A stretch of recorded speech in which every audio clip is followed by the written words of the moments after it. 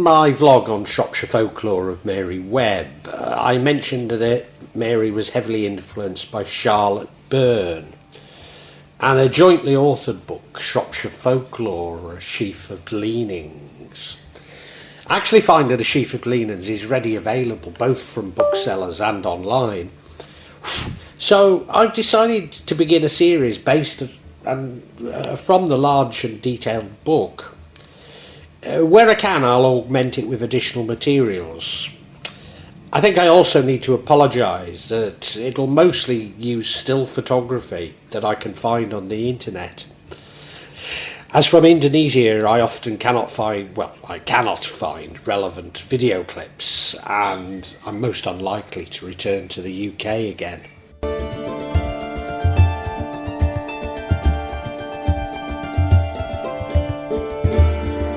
Charlotte Sophie Burne, or Lottie, 1850 to 1823. Charlotte was actually born just over the border in Staffordshire at Morton Vicarage. It's said that she inherited her interest in folklore from her mother, also called Charlotte Burne, but this time Charlotte Ann Burne, 1820 to 1893.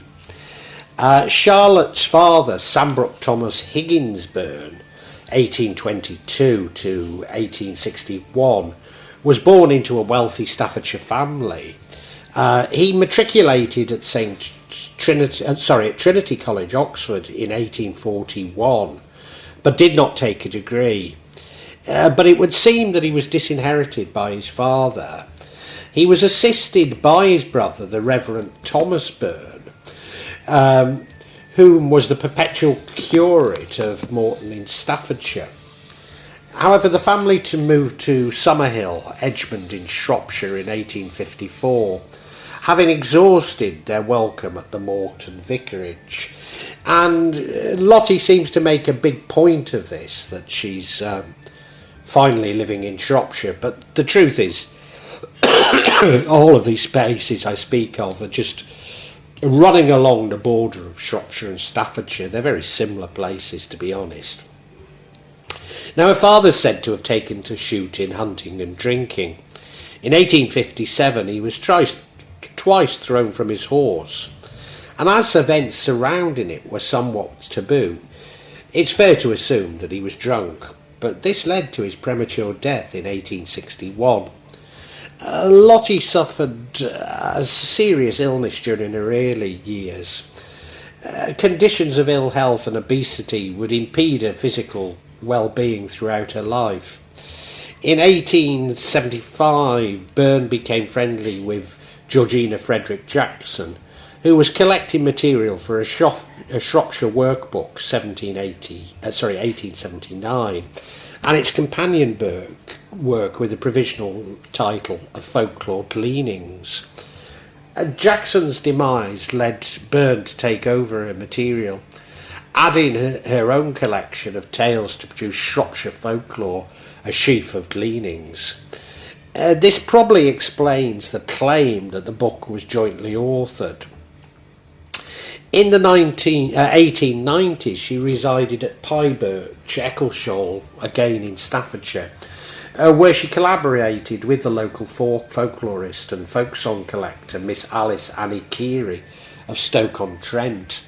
Together they spent 3 years, around 1890 to 93, collecting material locally in North Staffordshire. While a number of joint papers were published, Burne moved to Cheltenham somewhere around 1894, and the project failed to be realised in a book form. She became the first female president of the Folklore Society, 1909 to 1911, and indeed was active in the Folklore Society for some 40 years.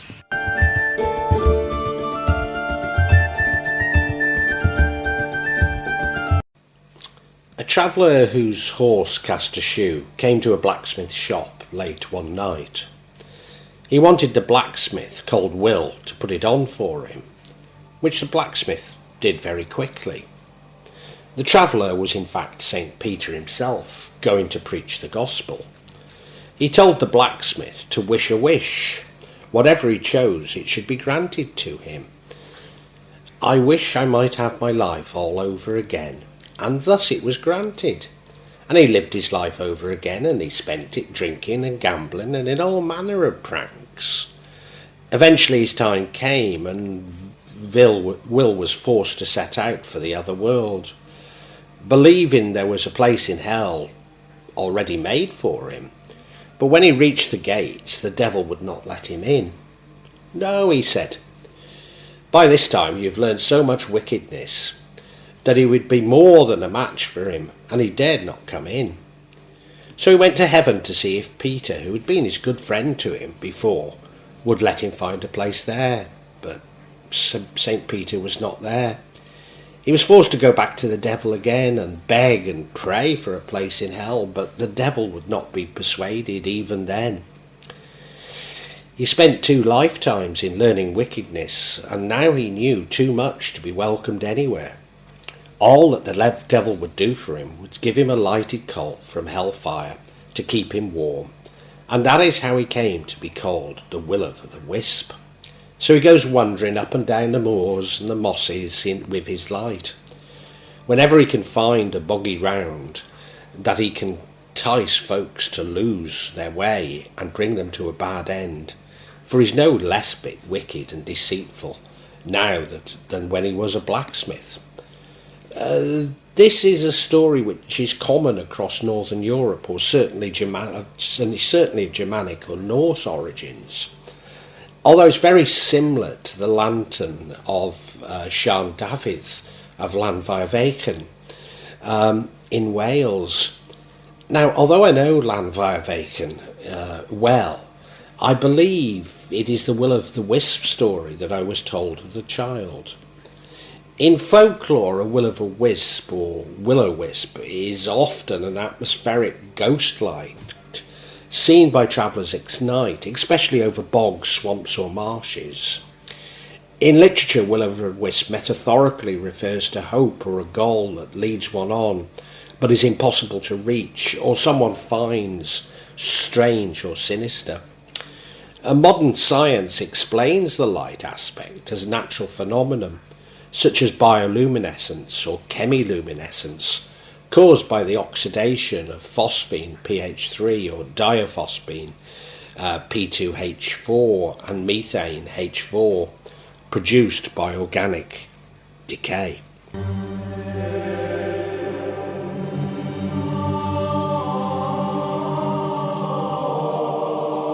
There was once a dreadful famine all about the country. All they had to depend upon was that there used to come a fairy cow up on a hill, up at St. Michael's Fold on the Stiperstones, night and morning to be milk.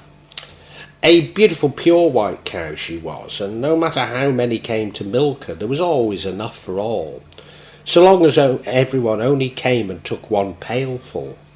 If anyone was to milk her dry, she would go away and never come again. But so long as everyone took only a pailful apiece, she would never be dry. They might take whatever sort of vessel they liked to milk her into. So long as it was only one apiece, she was always fill it. Well, at last there came an old witch called Mitchell. She was a bad old woman, and she did a great deal of harm, having a spite against everyone. She brought a riddle and milked the cow into that, and of course the poor thing couldn't fill it, and the old woman milked her and at last she milked her dry, and the cow was never seen again, not after that. Locals say she went to Warwickshire like a crazy thing and turned into the dun cow that Guy Earl of Warwick killed. They say she was sadly missed in this country, and that many died after she was gone, and there's never been so many living about here, not since. But the woman got a punishment. She was turned into one of those stones on the hillside, and the other stones were put round her to keep her in. And that's how the place came to be known as Mitchell's Fold. There used to be more stones than there are now, but they've been taken away at one time or another. There was a farmer that lived thereby, and he blew up some of them and took away the pieces to put round his horse pond. But he never did no good after. Again, similar stories can be found in Wales and across Europe, Northern Europe. Mitchell's Fold is actually a Bronze Age stone circle, and there may have been 30 stones originally, but there's no evidence of a central stone as in Stonehenge. Now, what's interesting is aerial photographs have revealed ridge and furrow plough marks, not only running up to the ring but also right through it, as though this prehistoric megalithic ring might actually postdate the Middle Ages. I have to say I find this story fascinating, as it has obvious resonance with the animistic aspects of my own belief system. Like so many of these stories, it's related to a prehistoric structure.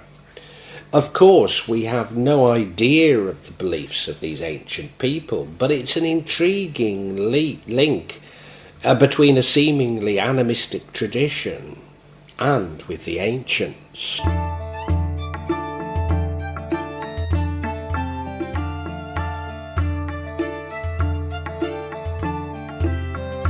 The Reynolds lived in Gorsty Bank, a farm with a fine house. The story claims this was Worthing. However, I believe it to be at Crow's Nest Snail Beach, which is a part of the Worthing local government ward, but a little bit away. It was haunted by spirits and bogies, or goblins, as others might say. I should point out that Burne claims that there are rarely such entities called fairies in Shropshire, although clearly makes the connection, as indeed I do. Such was the haunting that the Reynolds decided to move, leaving the Gorsty Bank empty. When settling in the new house, they'd realised that they'd left a treasured salt box. They asked a cowman to go and collect it, but he didn't want to go. Eventually they all agreed to go, and were set upon by the boogies. They built a big fire in the parlour and got the cowman to lie down, covering him with straw. And as the boogies came to warm themselves, the cowman jumped up, pushing them into the fire. Having burnt the boogies, they returned to Gorsty Bank. Again, such stories are very common across Northern Europe.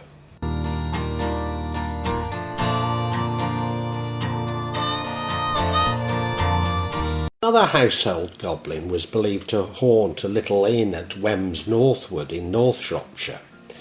There is an inn called the Horse and Jockey at Northwood near Wem, but the story makes it very clear that this is Wem and not Ellesmere, and although this Horse and Jockey in Northwood are listed as Wem, it's actually closer to Ellesmere, so I'm not sure.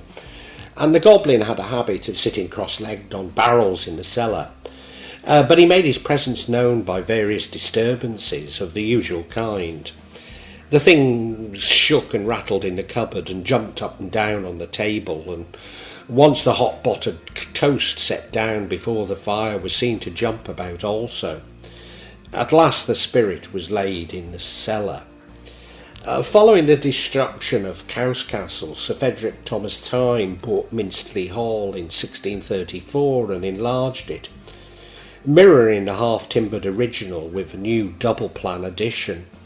Some timbers that form the structure of the house are reputed to have been reused from course in an example of 17th century upcycling.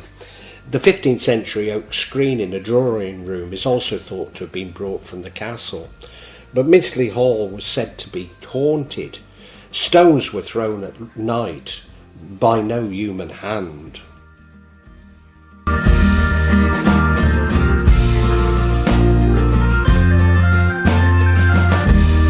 Mr. Nichols lived at Yockleton Park, some miles west of Shrewsbury, farming and bringing up a large family of sons and daughters. One summer he engaged a Welshman to help in the harvest, as he provided and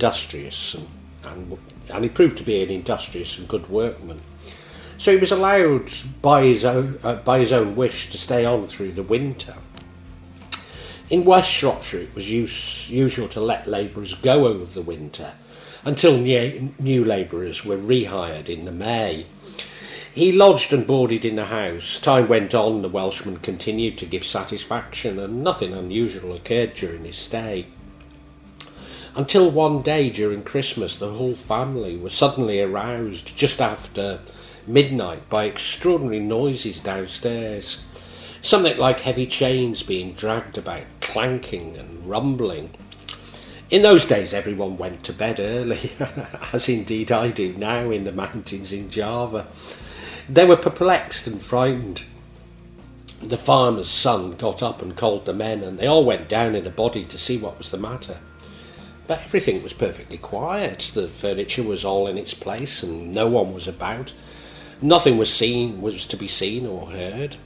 Then the Welshman proposed to go outdoors, but his masters, unnerved by finding it impossible to account for the mysterious noise, refused to allow the door to be opened. Still the man persisted. Out went the man and into the dark blackness all alone. The door was shut and barred behind him, and the awe-stricken watchers waited and listened. He never came back. Now that this disappearance took place at Christmas, and in Shropshire is known as the mystical 12 nights, which long before the Christian era were the witching time when spiritual beings were abroad, and when, if ever, the lawful master or the goblin servant might have been expected to come to claim his own. Now, this does have similarities with the old legend of the drudging goblin, who worked for a human master and then disappears.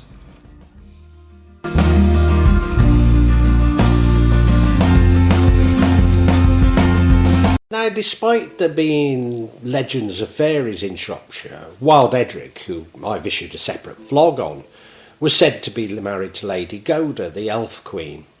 I should also add that there are legends of water mints in Shropshire, or asrai as they are called, and I will touch on these when I talk about the meres of Shropshire. Whilst in a Shropshire village near Colebrookdale, it's said that fairies dance in an adjoining field, and that the unlucky person who stepped within the ring would be kept there and never allowed to leave the spot. The Ogo Hall, a cavern on the English side of the Lanamonach Hills, it's supposed to be a copper mine worked by the Romans, and Roman coins have been found in it, along with golden ornaments and gold and human bones. An old blind fiddler once wandered into them by accident and journeyed on and on underground, playing his violin, and as he went till the people in the cellars of the village inn at Lanamonach heard the strains of the instruments far from the depths below. And many years after, the wild sounds of his musical flute playing Farewell Ned Pugh disturbed the congregation of the little church beneath which the windings of the cavern held its unhappy prisoner.